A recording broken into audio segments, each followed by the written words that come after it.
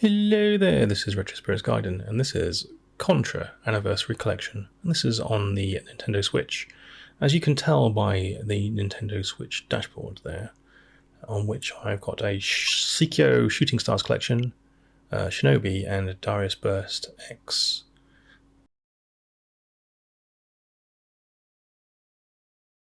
M2 are responsible for this port. This image of a Switch controller. Lovely. Crack on, please. There's some sort of NES style music on the title screen. Lovely stuff. This has the Mega Drive game on it, the original arcade game. We have Super Contra, which is the sequel in the arcades. We have the NES version of Contra. We have another NES version of Contra. We have the NES version of Super Contra.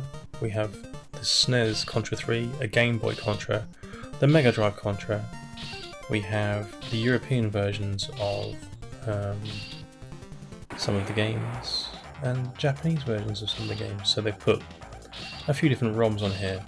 I don't know what all the differences between the ROMs are, but specifically the Mega Drive Contra game.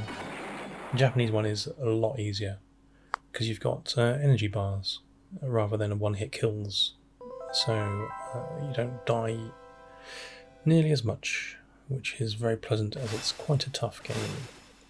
I've never really got on with the Mega Drive version of Contra. I find it a little ugly, it has to be said. The colour palette choice isn't that nice, and I think it's because I've come off the back of the SNES version, and the SNES version is kind of, even though it's like an early SNES game, does have an amazing soundtrack, and I'm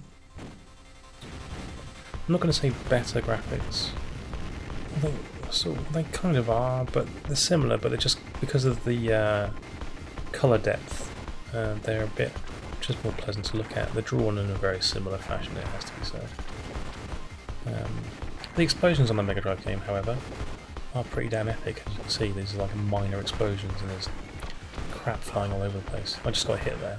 So you can see my energy bar at the top of the screen, the 3 orange blocks, of which I only have one now, disappearing as I get shoulder barged by a robot. Konami did pretty well on the Mega Drive, technically. They certainly took advantage of the sprite capabilities of the old MD through putting up stuff around. But Rocket Knight is still my favourite of Konami's MD games. That's a sprite animation there, that's lovely. Yeah, it's just generally a bit ugly to look at. Like the floor there is just kind of a noise pattern. The background isn't particularly well drawn, and there's a bit of glitching every now and again. Like I said, I don't own this game on the Mega Drive. I only really own it on. I've got it on the Mega Drive Mini, and it's on the Switch collection.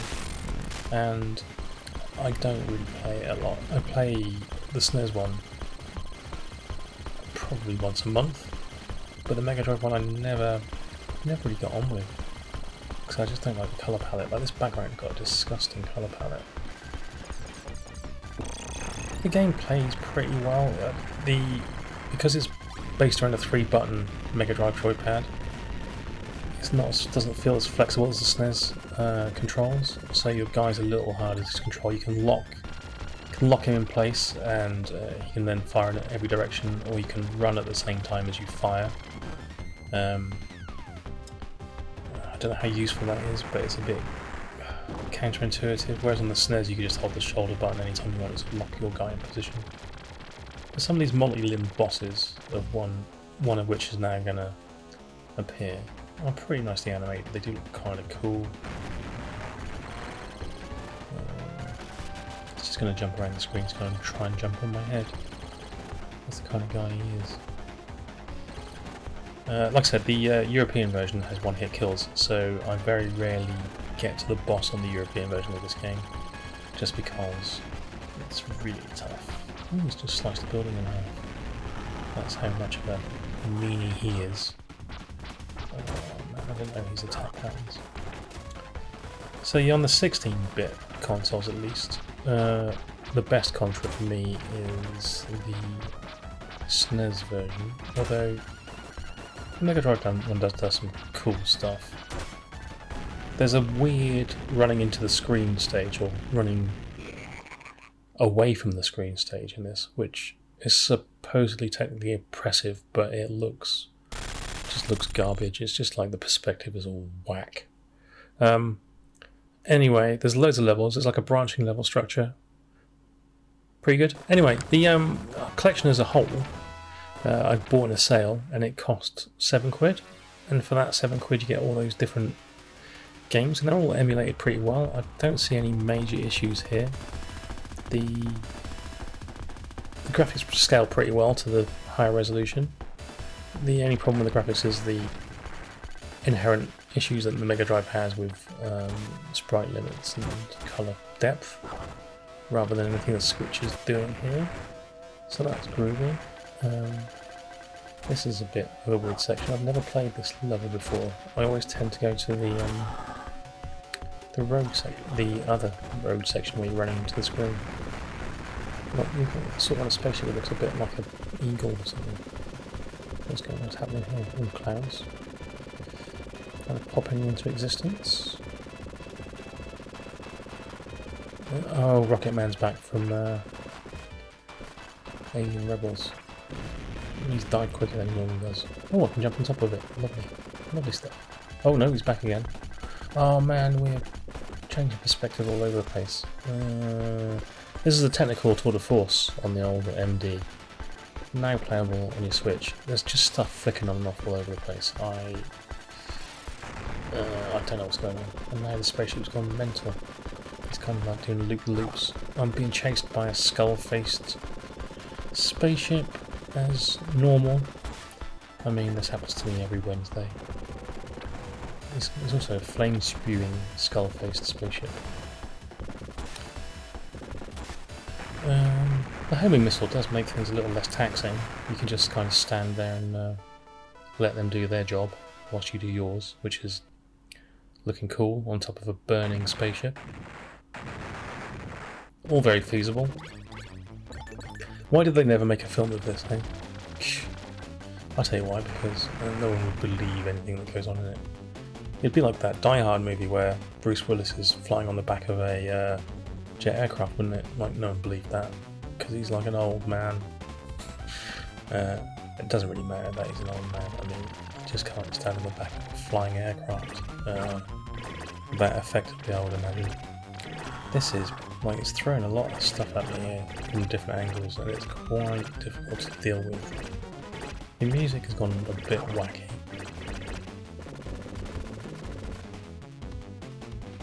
Yeah, Konami didn't really push the Mega Drive audio chip as hard as the SNES one, because Mega Drive can do better than this. I'm thinking about Revenge of Shinobi, Streets of Rage, all those kind of soundtracks. Ooh, they've legged it.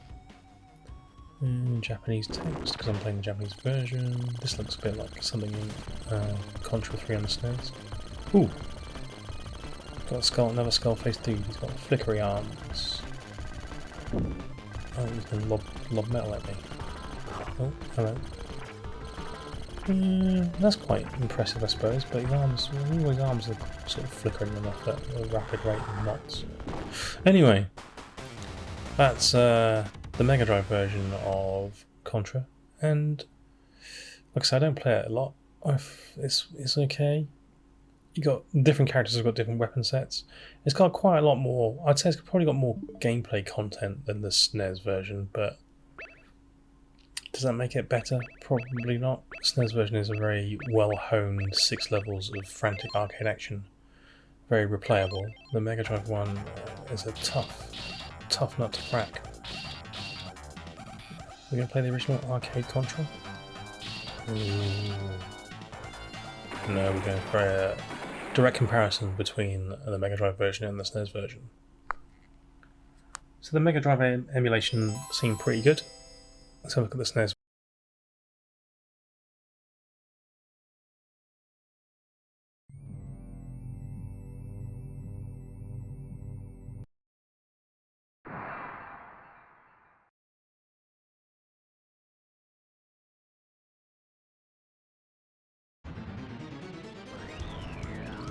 Okay, the music has been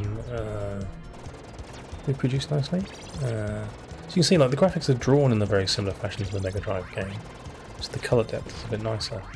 Actually, we've got a bit of shimmering in the background there in some of these assets. I don't know if that's just the resolution of my screen or whether that's like a scaling artifact. These human-faced dogs have always been a bit creepy. I'm glad to shoot them. Mutant bin eating dogs.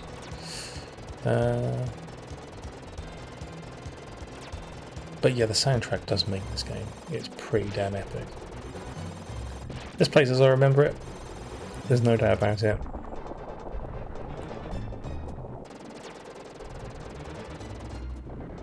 Got your classic 2 weapons which you can swap between, and whereas the Mega Drive gives you 5 to kind of flick through on a very unintuitive control scheme.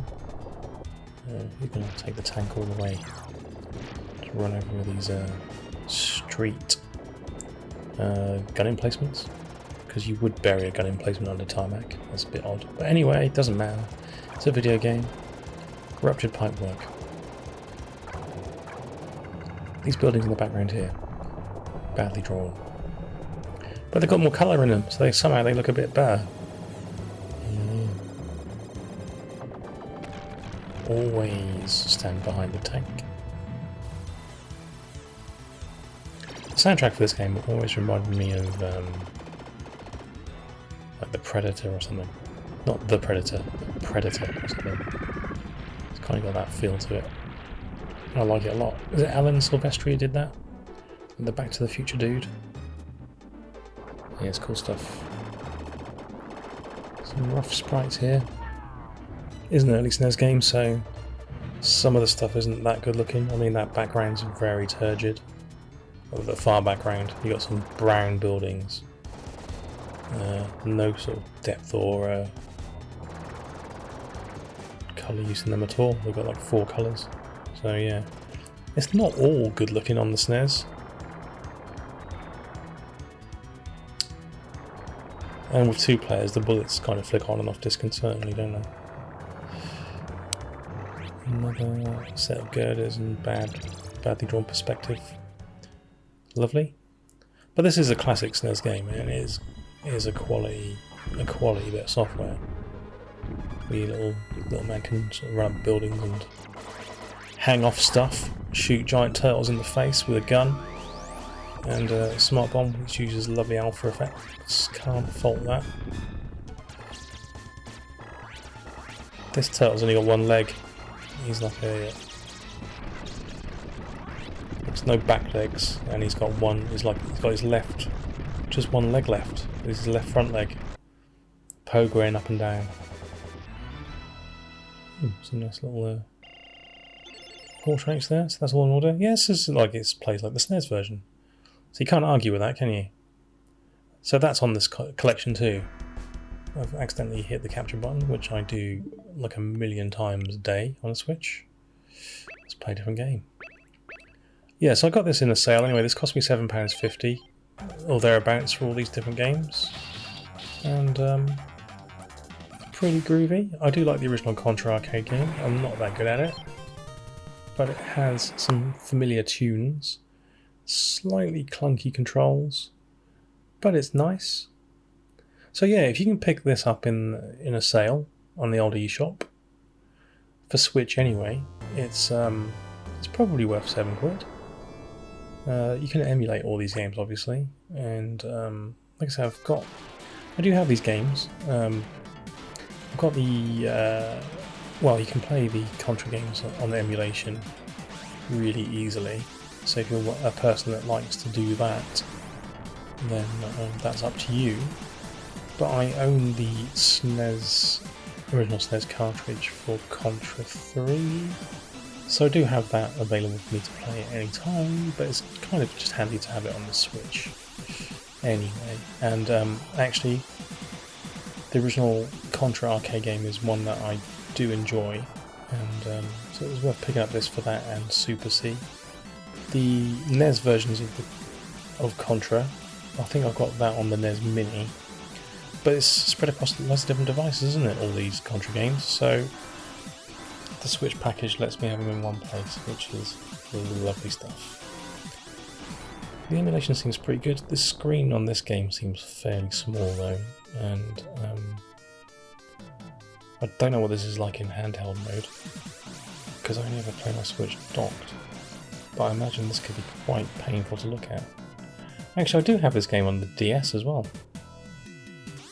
And it is quite painful to follow on the DS. It's quite a small screen. So anyway, yeah, I kind of recommend this collection.